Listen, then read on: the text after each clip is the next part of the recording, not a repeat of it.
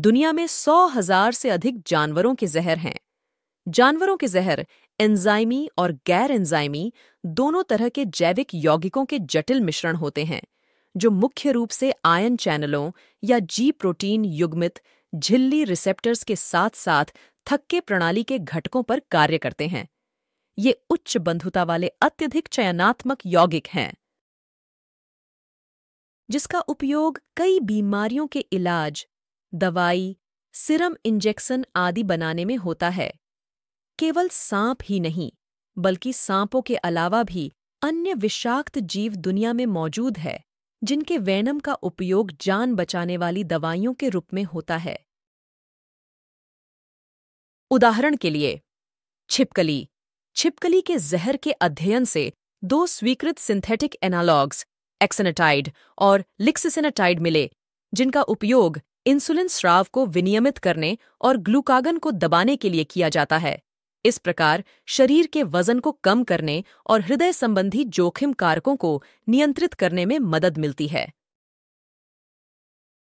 उसी प्रकार जोंक बिवालिरुडिन और डेसिरुडिन का स्रोत हैं।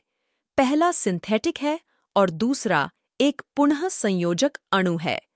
औषधीय जोंक का उपयोग गठिया के लक्षणों, माइक्रोसर्जरी साइटों, संक्रमण और कई अन्य स्थितियों के इलाज के लिए किया जाता है।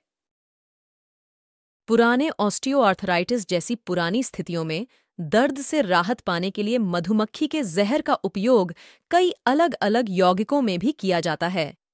टॉड से बॉम्बेसिन, बॉम्बिना, हुआ चांसू से टॉड बुफो गार्ग्रिजन्स से सूखा जहर, और इक्वाडोरियन जहरडार्ट मेंढक एपिपेडोबेट्स ट्राइक्लर से एपिबेटिडाइन सभी विकसित किए जा रहे हैं।